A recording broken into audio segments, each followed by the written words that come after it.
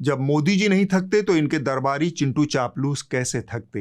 लिहाजा वो हमें किस्सा सुनाने लगे, वो वाले किस्से जब मोदी जी ने उन्हें पर्सनली प्यार से पुचकारा दुलारा था। प्रधानमंत्री आएंगे और मुझे अपने आप को इंट्रोड्यूस करना पड़ेगा, बट जैसे ही मैंने कहा नमस्ते प्रधानमंत्री जी, तो उनकी तरफ से आया नमस्कार अंजना जी।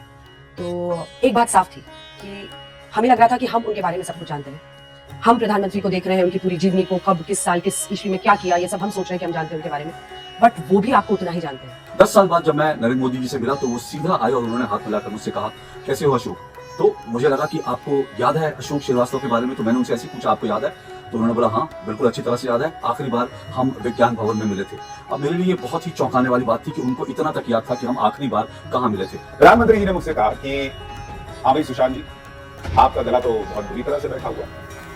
तो मैं हैरान है, मुझे लगा था शो के बारे में कुछ बोल रहे होंगे, कोई खबर के बारे में कुछ बोलेंगे, क्या हुआ है, नहीं वो 10 चीजें। उन्होंने कहा कि आपका गला बैठा हुआ है, नौकरी बहुत जरूरी चीज है लेकिन स्वास्थ्य भी बहुत जरूरी है। और उन्होंने बताया कि वो कहीं किसी पॉलिटिकल कार्यक्रम से गए हुए, शायद केरल या कहीं गए थे और वहां से लौटे और उन्होंने पाठशाला लगाया तो देखा कि मेरे गले की बड़ी बुरी हालत है। तो उन्होंने मुझे नसीहत दी कि थोड़ा गले का ध्यान रखिए, थोड़ा अपने स्वास्थ्य का ध्यान रखिए, और ये जरूरी है क्योंकि भाई आप काम कर रहे हैं, घर परिवार को भी साथ लेकर चलना है, तो अपना हेल्थ जो है उस पर भी ध्यान रखिए। इतने तो केयरिंग है प्रधानमंत्री जी, और नाम तक याद रखते हैं।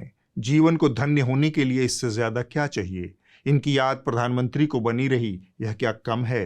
मणिपुर वालों को क्या, उनको तो 2.5 साल बाद भी याद किया ही जा सकता है।